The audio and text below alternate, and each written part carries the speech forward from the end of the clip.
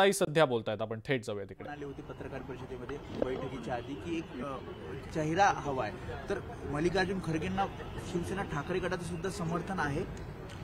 अर्थात सगळ्या गोष्टी लोकशाही पद्धतीनं व्यवस्थित विचारविनिमय करून केल्या जातील. याची घाई या घडीला नकोय हे सुद्धा या बैठकीमध्ये सगळं आलं की आपण जिंकण्यासाठीची स्ट्रॅटेजी कशा रीतीने सीटास आपले शेअरिंग कसं होईल, सीट शेअरिंग कसं होईल, या सगळ्या गोष्टींचा उहापोह आणि काय स्ट्रॅटेजी असावी याबद्दल चांगला विचारविनिमय झाला, उहापोह झाला आणि येणाऱ्या काळामध्ये आपण त्या गोष्टी बघू.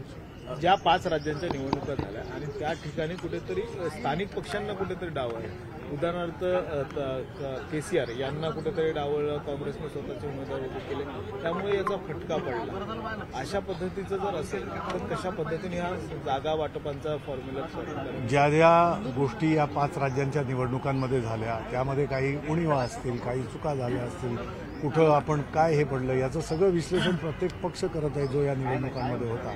आणि त्यानंतर एक चांगली स्ट्रॅटेजी कशा रीतीनं हे करता येईल, एकत्रितरित्या येऊन आपण कशा रीतीने शेवटी या एनडीए किंवा बीजेपीच्या सत्तेवर मात करू शकू याच्याबद्दलचा एक ठोस निर्णय कालच्या इंडिया बैठकीत. शेवटचा प्रश्न, ज्या 141 खासदारांचं निलंबन झालंय त्यांना आता संसद परिसरात सुद्धा येण्यास मनाई असणार आहे. आंदोलन ठिकठिकाणी केलं जातंय, निषेध व्यक्त केला जातोय. पुढची स्ट्रॅटेजी विरोधकांची काय असेल?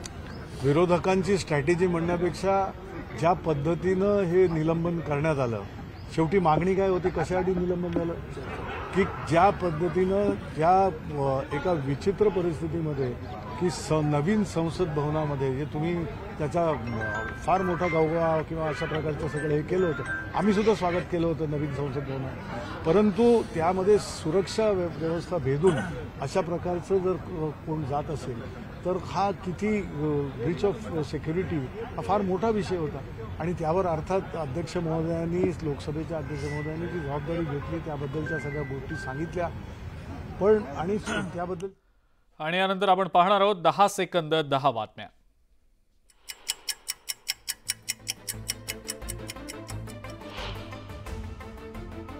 भारतीय लष्कराचं बचाव पथक तामिळनाडूच्या श्रीवैकुंठममध्ये दाखल झालंय. पुरात अडकलेल्यांच्या सुटकेचे प्रयत्न सुरू. तामिळनाडूमध्ये पावसाचा कहर. मुसळधार पावसामुळे मणिमुथारू धबधबाही प्रवाहित.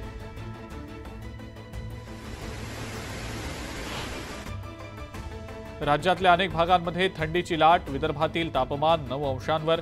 पुढच्या काही दिवसात तापमानात आणखी घट होण्याचा अंदाज.